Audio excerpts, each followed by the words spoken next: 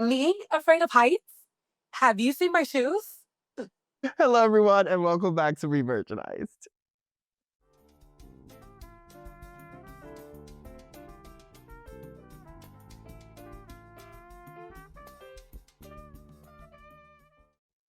I'm Candice B. And I'm Jake like the letter, and we are back. And not just back, we are back for episode 1 of season 3 of And Just Like That. And if you guys saw the reaction video, I'm telling you right now, I am already on fire. I'm already lit up. I am ready to grab Candice and throw her around. And I hope she does the same because we are going to get into this. I am wrapped up and ready to go. I have my ponytail going, and I am here, baby. This episode was wild. I'm glad that we're back. How are you feeling about being back, by the way? No, I'm glad that we're back. I love that. I know, right? There's an excitement that I feel about it. I love these weekly arguments.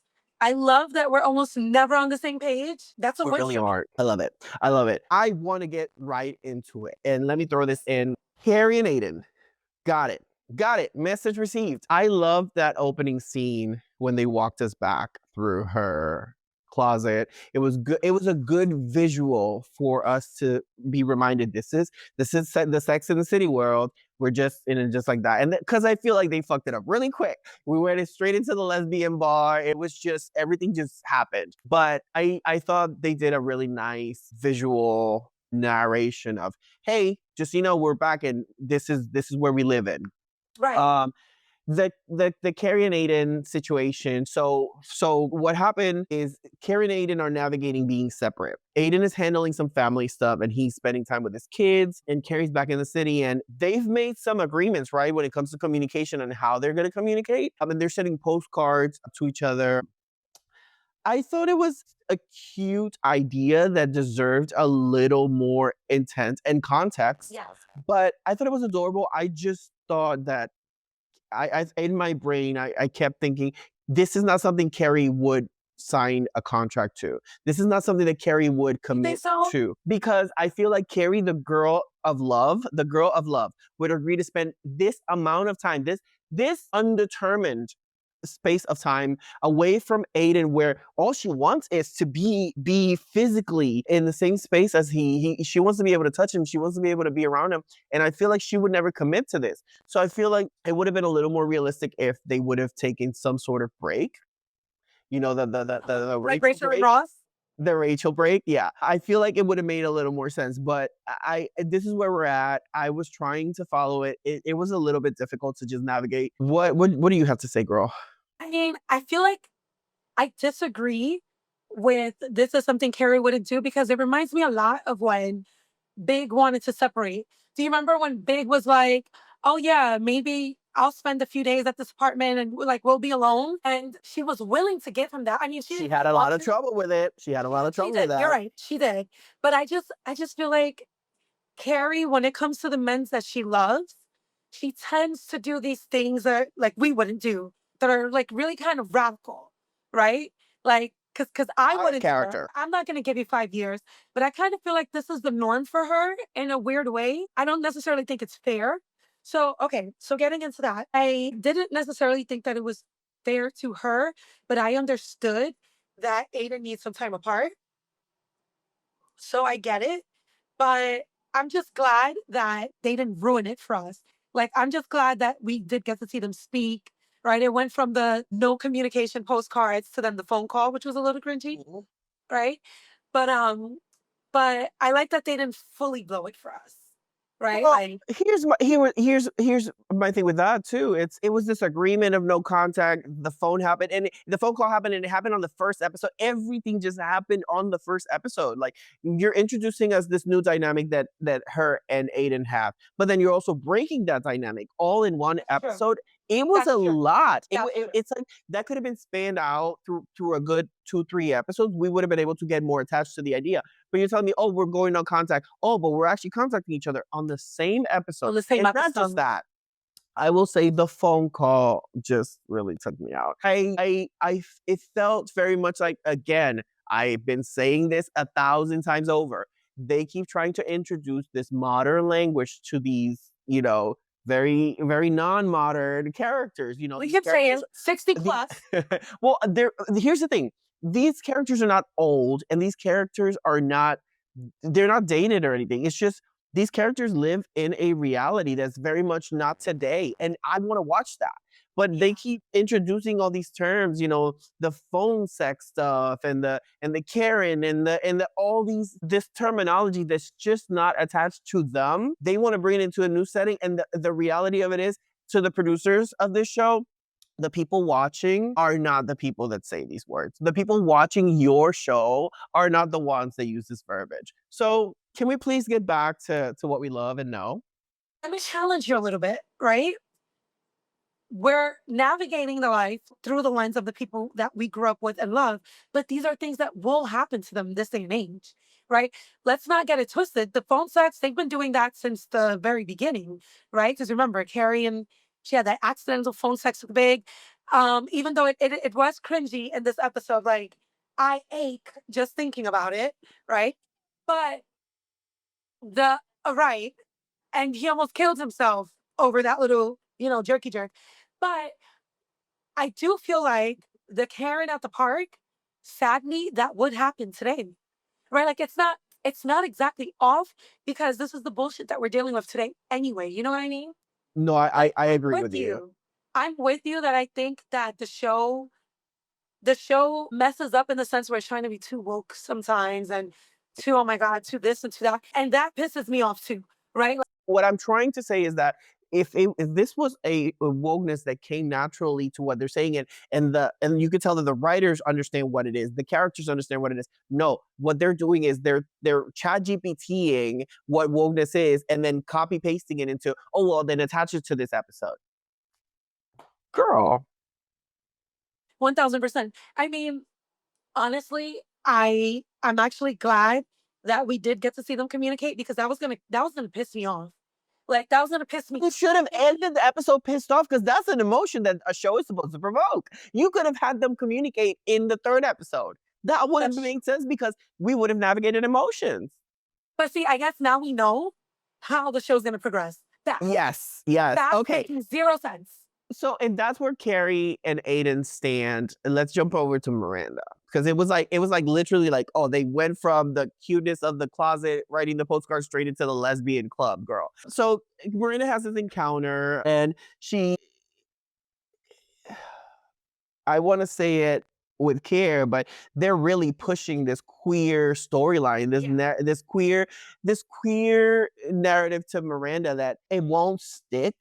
It won't stick because Miranda is a much older woman. And I don't think that what we're getting from the show is a much older woman's experience as a lesbian in the city. That's not what we're getting, especially her discovering she's a lesbian in such a much later age. I feel like there could have been a better space that she could have done that. If we would have gotten her going back to Steve at some point and leaving Steve and going back to Steve, I feel like that would have been a much more natural progression to Miranda's finding her sexuality. I feel like it was so snappy and so immediate and so unrealistic. Whereas don't get me wrong, I love lesbian Miranda. I've been arguing that we do need queerness inserted into the show for the longest because we have these accessory gays in the show that I cannot wait for us to start talking about Anthony Girl because I'm so done with him. I knew But it, and you I wanted the lesbian Miranda to make sense. And I feel like it's not going along with. So they have to throw in a nun to make it interesting. but see, okay, in true Sex in the City fashion, the nun that is what Sex and the City is, right? Like, do you remember when Miranda was having sex with that like insanely Catholic guy who would Girl. wash up every time? Girl, oh, So I know. I yes, remember. so this for me, honestly, I actually liked her storyline. To me, this is where it feels the most like Sex in the City. Because leave it to Miranda to be turned down by the people that she's actually interested in, aka baby Brady's babysitter, right? And to find a nun, a random, a total weirdo. Okay, the last person you think you're gonna find at a bar, at a gay bar at that, and then to take them home and try to ghost them. This to me felt like the most authentic part of Sex in the City. It was the song. Really? It did because think about it. Miranda has always been a character that struggled with her own self esteem and not feeling seen, not feeling heard. And here she goes. She's at the bar. She thinks somebody's going to pick her up, and they don't. That's always been Miranda. And then she meets somebody who's very, oh, like, oh, yeah, immediately, like, you want to come back to my place? Do you want to have sex? You want to come somewhere else? And it's a nun. This is true Miranda. Like this nice sex addict that she met who had to wash up because sex was a sin. How Yeah. crazy is that? How crazy is that? I think That is peak Michael Patrick Keenan Darren's song. it feels so sudden to me because we already know and love a Miranda, and I feel like them throwing this lesbian Miranda on the table, all of a sudden it's like, oh, wait a minute, wait, what happened in between this? That's true. I feel like they could have put a little bit more energy and effort into her. I feel like here's what would have been my pitch. If you would have maybe masculinicized Miranda a little bit more, use that anger of her separation with Steve to kind of like tone her into a different, not a different person, but a person that's affected by her experience, and then kind of start her off in a sexual exploration. I feel like it would have been a natural progression, but I'm sorry, my lesbian friends don't watch this show, and whenever I'm talking about the show or whenever I'm talking about filming Revirginized to them, it's like, that's the first thing they think of because they know that there's this new lesbian character on the show and they're like, yeah, no, we're not subscribing to that. So I like the effort or I like the intent. The effort is just not hitting for me. Like they get an A for the attempt, but the progression, not so much. But remember, again, it goes back to us being a little bit used to this, right? They were never good with the progression ever. Everything always happened too fast. Her, Steve, Shay, there was never a context, no backstory, right? The only backstory we got when her and Steve split up was he was getting old and he couldn't have sex with her anymore, right? Like Yeah, and they now needed she's to throw just it in right. there. They just ruined it. So I feel like if we go with the spirit of the show and them not knowing what they're doing because the writers have never sat down and watched an episode of Sex in the City, okay? Um, You could tell. You could tell. you can tell it's very like sometimes I look at these things and I'm clean pissed off. But I feel like that aside, right? Because we know they're gonna rush it. That aside, there was something good about the episode because I just felt like, hell, out of everybody that this could happen to, Miranda, to take Rosie O'Donnell home, Miranda. Because who I knows? Yeah, No one's gonna believe it's it. it's gonna take me some time to maybe tune my brain to, and again, as someone who comes from production, I feel like I just keep wanting them to do good production. And then maybe that's why my upset is a lot stronger where, yes, as much of a fan of the show I am, I have to become okay with, okay, it's not gonna be great storytelling, it's not gonna be great directing, but you're still getting the show. And that's what I'm always happy about, that I'm still getting the show. And me getting the show to me, it's like, got it. It's already the value. We're committed.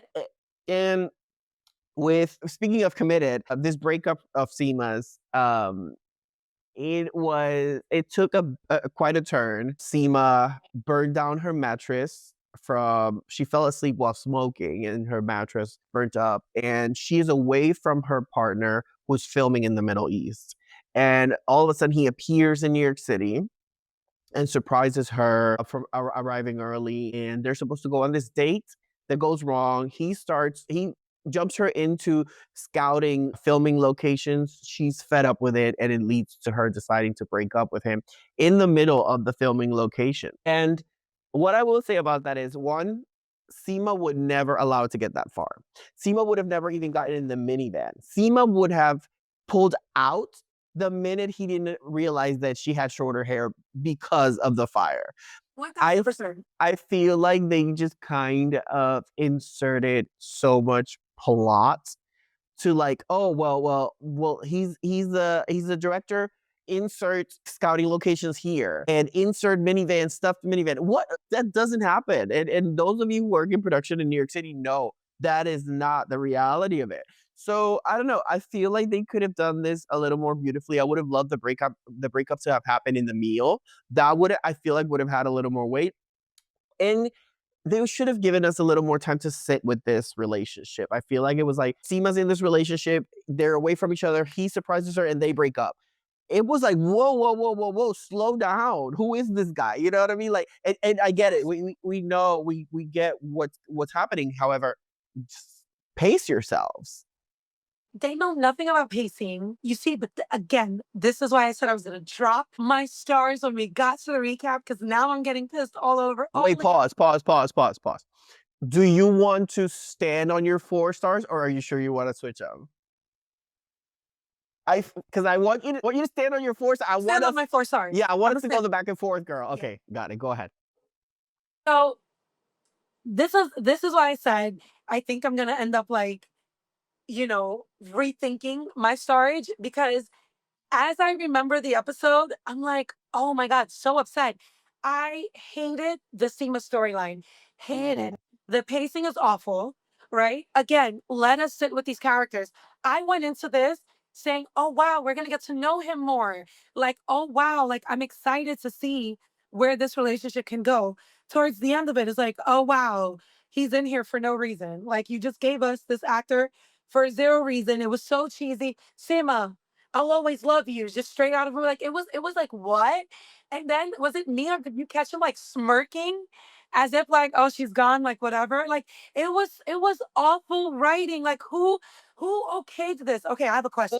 And oh my god, I'm about to become that guy, but it was awful Let me acting let me too. calm my ADHD, I'm right? sorry, but the actor, with all due respect to the actor, he was not directed well. Let's put it that way because No.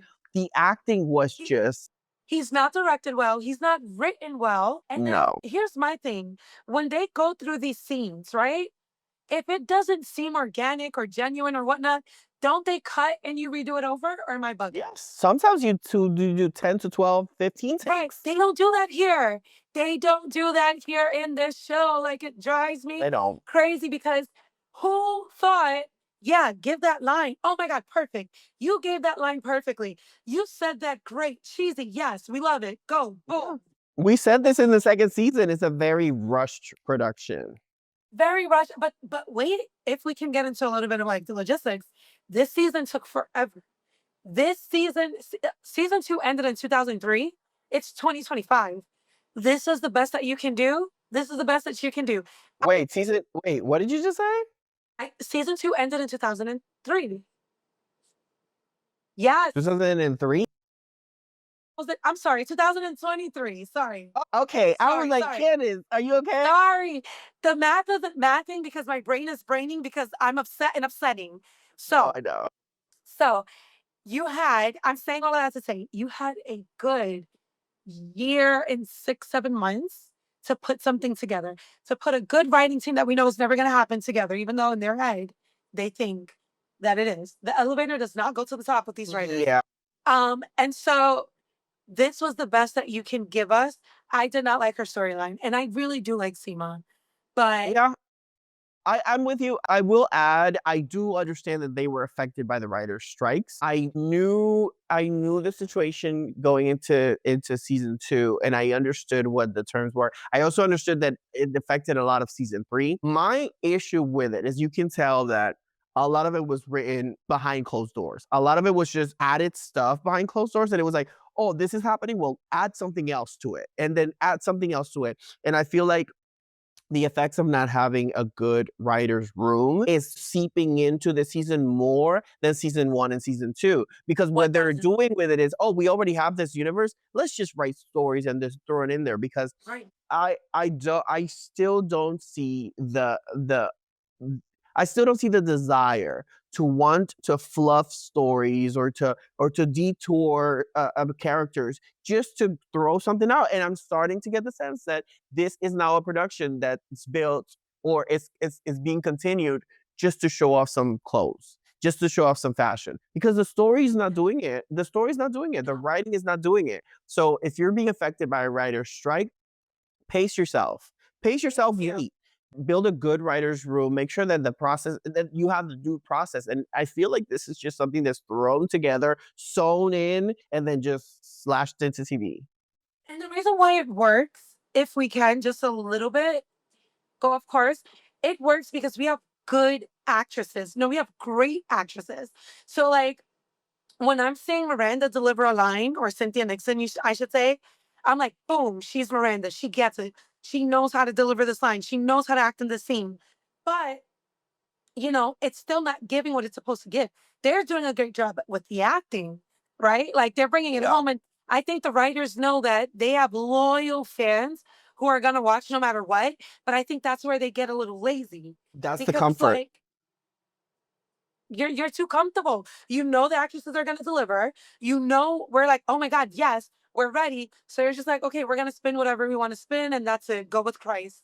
Like, no, it doesn't work that way. Yeah, I agree. But I agree. And I am, again, I'm always gonna be that stupid girlfriend that expects her boyfriend to do better and be better. And that's what I feel like about the show. I don't do feel that, like ladies. I just expected that. do better, be better. But at this point, we're just along for the ride.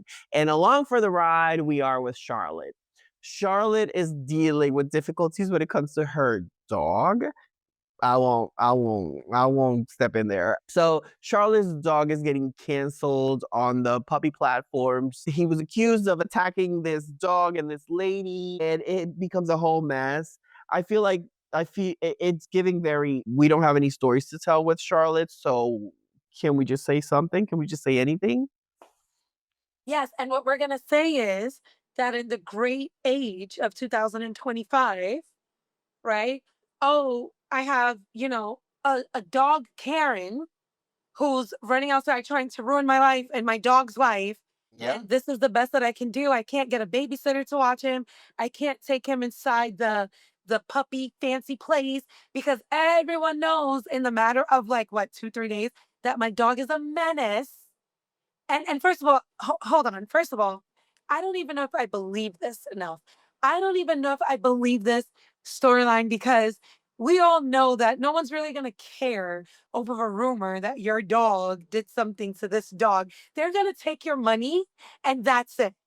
Like Yeah. none of this is believable to me. Like Well, I laugh. they're also finding a way to reduce New York City into like a little corner where no one runs into people that often in New York City. In New York City, this is not how that works. And this is like the center for dogs, and all these dogs look the same. How are you telling me like you canceled my dog? You knew it was this Yeah. dog, and then that's the gag, right? The gag Yeah. is This it is is in another Long dog that Island, looks the same. people. Like honestly, I was just like, wow. At least she looked very cute.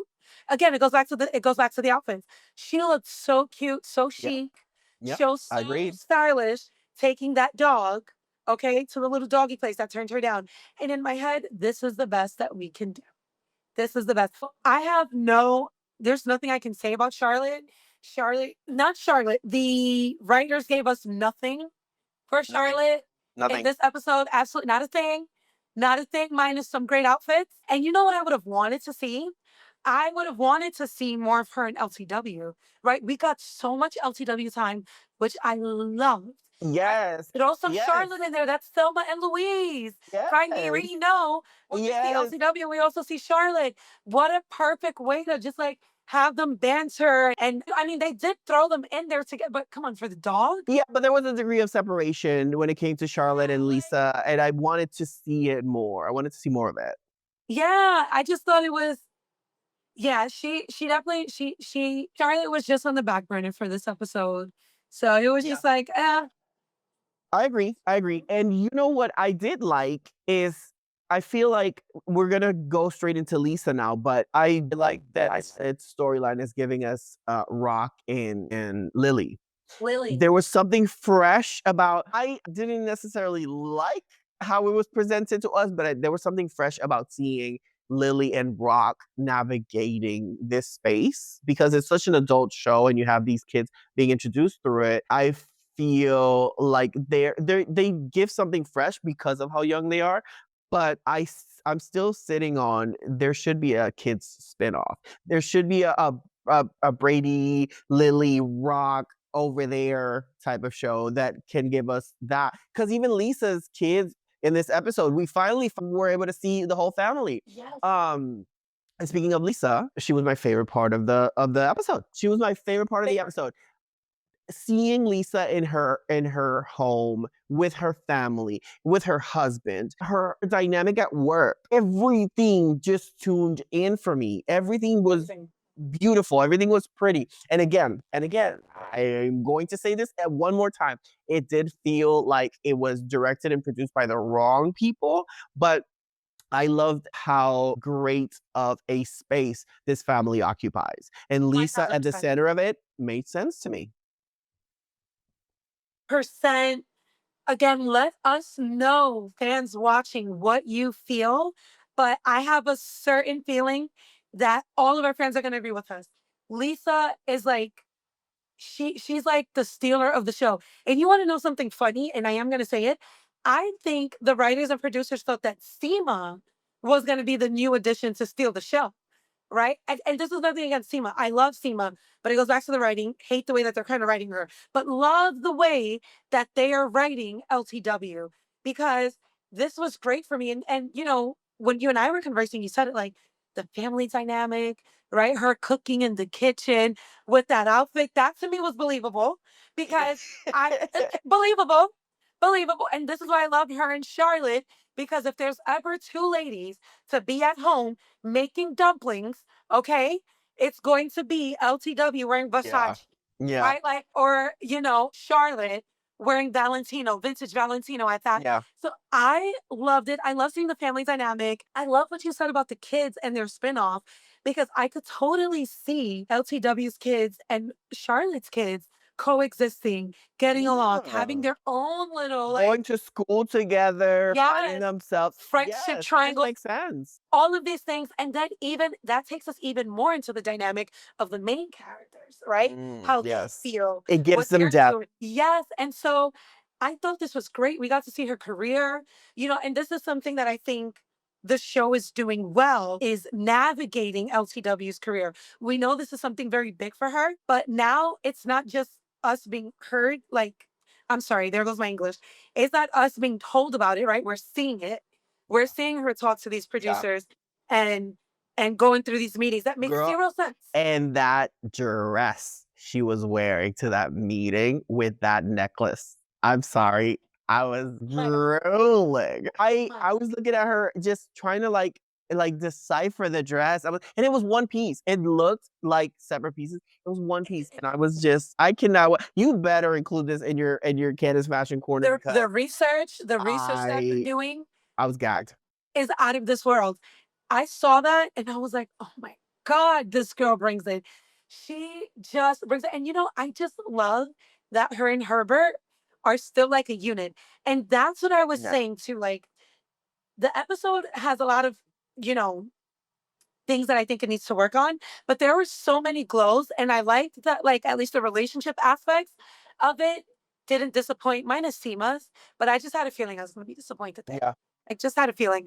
But yeah, she's great. She brings it. Him I calling can't her think at of work anything bad to say. him calling her at work to ask if he's cool and her interrupting her work meeting to answer the call. Baby, baby. Yes. Beautiful. Good You job. wait, Good job. what was that line that when they kissed each other at the end? It was so cute. Where you're like, you defending or backing up your wife, major cool. Yeah, yeah, because he was defending her standing on her project, Yes. which and we'll you know what? This is something I want to get into the after show. Remind me because I do want to get into and there's the white production writing of how of black characters. I do want to step into that in the after show, but Let's do it. yeah, I'll get in a little more deep with that there. But it was refreshing. It was just all I gotta say was it was refreshing seeing it was a tonal navigation of Herbert and her and their relationship and their family and all that. Even with the teenager son coming home not wanting to have dinner and it just felt good to see. We won't get that from Miranda. We definitely won't get that from Charlotte. We will never get that from Carrie. So yes, I do like seeing this because it's new to the show. This is something that I would focus a lot more on. Yeah. And I do want to reply to something that you said earlier. I think the Seema pullback happened because, and this is going back to something we spoke about on a few episodes ago, but I think Seema was taking a little more too much screen. And I think Sarah Jessica Parker might have not been with it. because Seema was introduced to us to be that next fucking bitch. And Yes.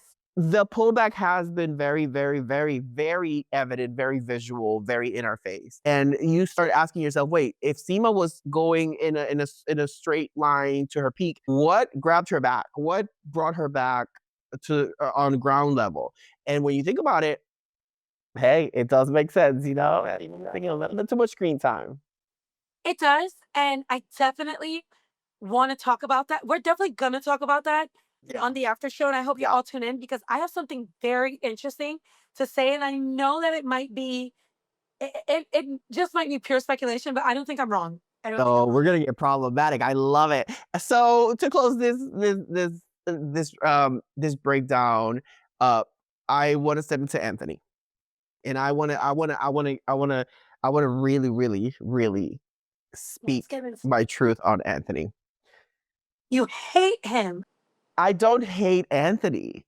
I hate that Anthony has to go through this. I hate that Anthony is this gay purse to these lady characters. I hate that Carrie lost her gay best friend and all of a sudden it was replaced by another gay guy that existed on the show. I hate that he is being written as a straight people trope of what a gay best friend is. I hate that they matched him up in this unrealistic relationship dynamic. I hate that they made him this uberly annoying, obnoxious character, but yet we have to fall in love with him because none of it translates. None of it communicates to us. None of it sticks. Let me tell you this. Tell me. For Anthony to have never had a weight in Miranda's sexuality journey, I will always resent them for it. There was a very beautiful connection that could have been made there between Miranda finding herself sexually and Anthony existing in their space and understanding that journey that I never happened. agree. That never I happened. agree. I agree. Any time I see Anthony now on screen, it's going to be tarnished by this just cartoon character that they brought into life. And it will go on into the problematic space to say, this guy would never be interested in Anthony. This guy would never date an Anthony. Carrie would have never stood to have heard an Anthony say the shit that he had to say to her because they are not even as close as they're painting them to be. And for Charlotte to no longer have an Anthony, Yeah. I'm sorry, what? You could just pass your gay best friend around amongst your girlfriends just because? I'm sorry, I'm done with the Anthony situation. I need a gay writer in that room to be able to build up Anthony again. Otherwise, just send him to Jersey. Crying. First of all, stop. I love Jersey. I'm almost moving there. Girl, do not. I have. The podcast is over. I quit. You can't take Candice out of New York City or it's done. You know, Jersey's like the redheaded stepchild. No, I firmly agree with you because I thought this. If Miranda's going to be thinking about her sexuality and all of these things, you have the perfect person who probably, which you could have written in, could have been like, girl, I knew all along, right? Like, I knew, right? Like, there were so many ways Thank that you. you could have Thank taken you. her storyline with him that you guys just never did. And then it goes back to the pacing, okay? I'm not saying he can't be friends with Carrie, and I'm glad that he is because of the Stanley connection. Like, I'm glad that he's there for her because Sure. Stanley was hers.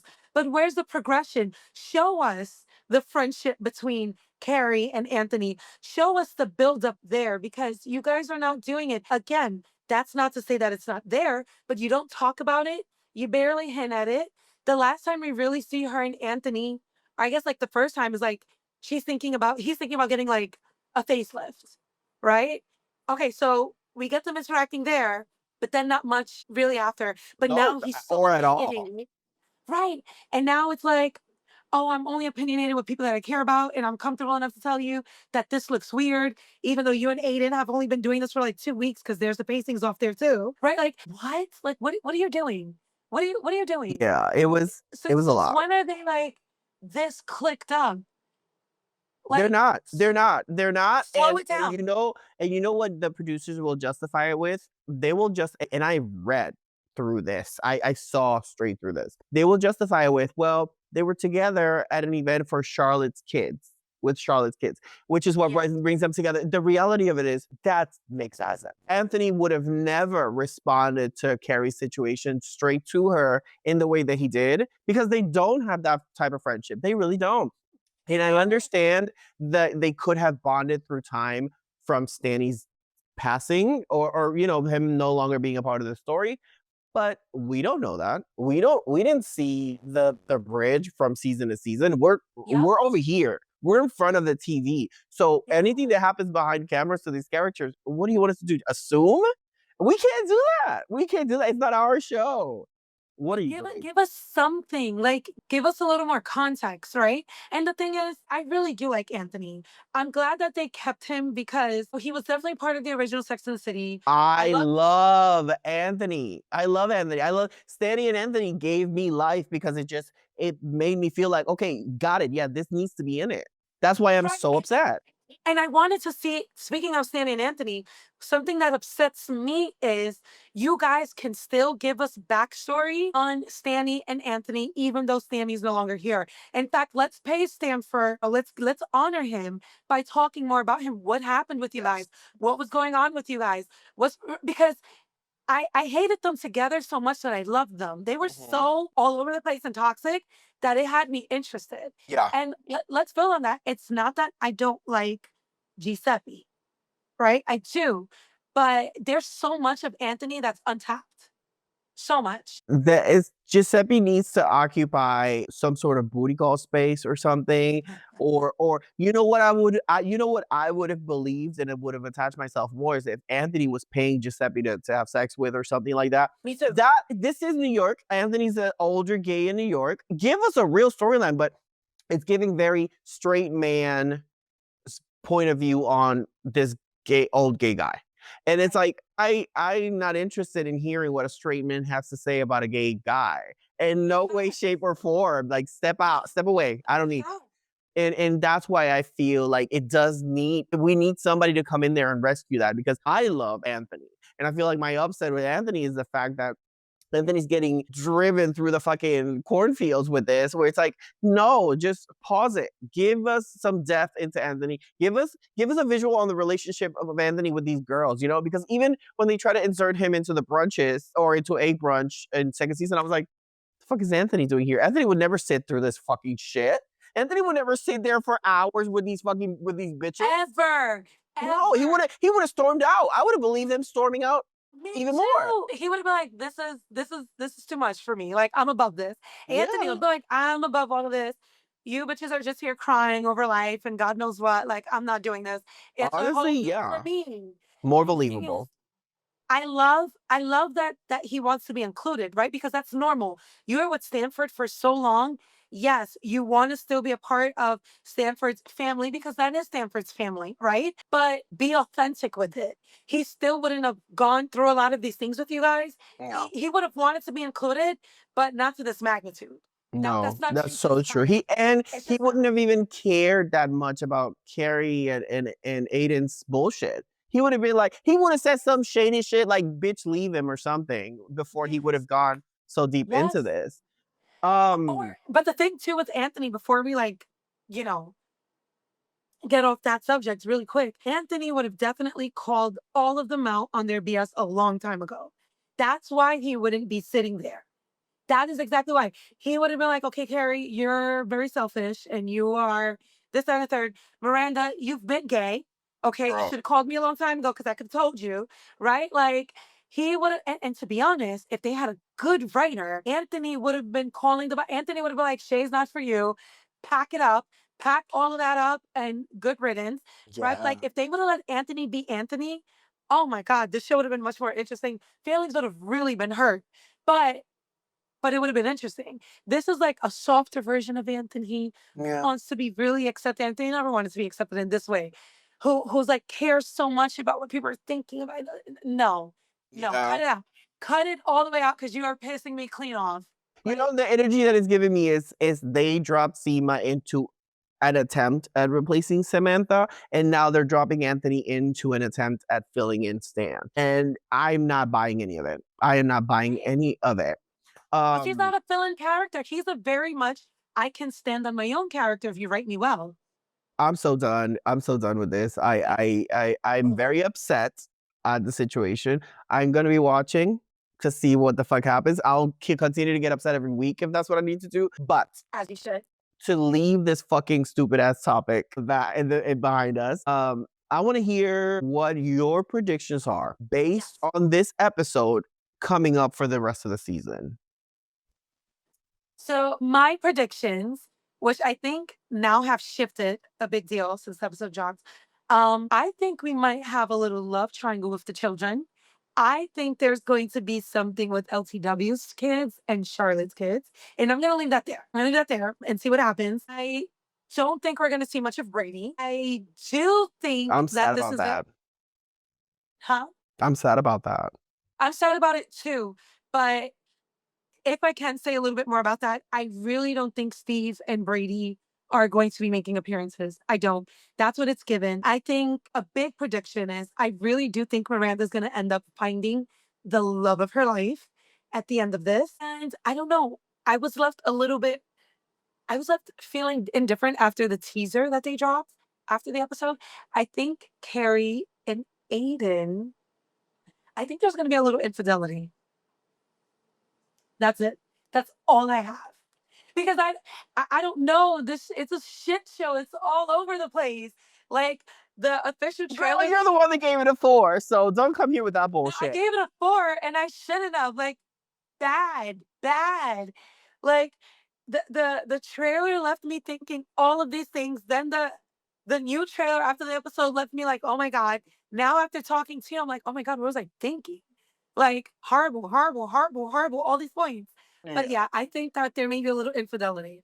Yeah, I feel like I refuse to have been bamboozled by the trailer, so I feel like I came into episode 1 a little skeptic. I was watching more from the Smart. corner of my eyes. And I watched the You're episode Scorpio. multiple times. I watched that I was on a ride from New York to New England, and I wasn't driving, first of all, but I was watching the show the entire way. And then I watched it a second time in the hotel in Boston, and then I watched it again this morning. And uh, what I will say is I care. I hate that I'm even about to say this. I care about this show. I care about this show. I wouldn't be here if I didn't. And I know that I feel like I have to say this, and I hate that I do, but in a space where people don't understand how contradicting a mindset could be, because constructive criticism is a thing, and not just that, but even critical thinking. And you like something, you want it to be the best that it can be so that you can like it at its best. And I'm having the hardest time navigating my love and care for the show for for for the interest of the production, right? And those are two very separate things, very independent things, because you can love a production. There's people that work in a production that love working there, but hate the show that they produce. And those are very separate things. And I feel like, yeah, I will say sometimes my producer hat comes in and it distorts the vision of things, but because I know that they can do so much better, I refuse to let them get away with the stuff that they bring, because they can do better. That's just it. So I feel like my predictions for this show, and I'll overall predict that they don't care enough to fix the problems. So we will see this chaotic mosaic of storytelling where they just glue and stitch shit together on a page and say, this page is this episode and this other page is this episode.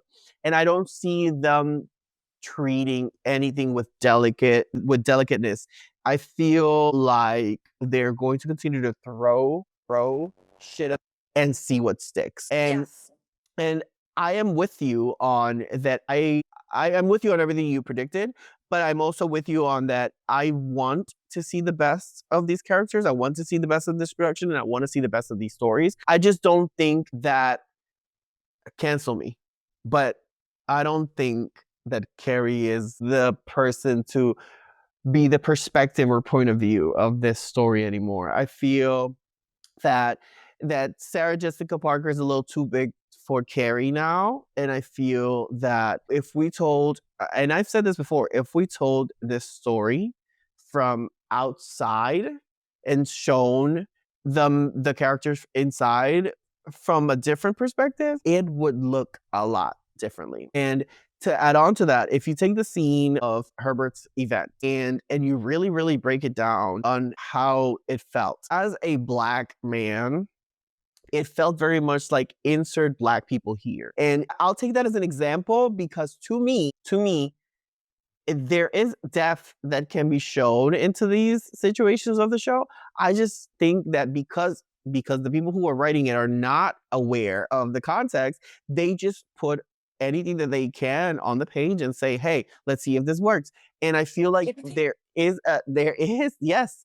is something, there is a way of treating all of this with a little more delicateness.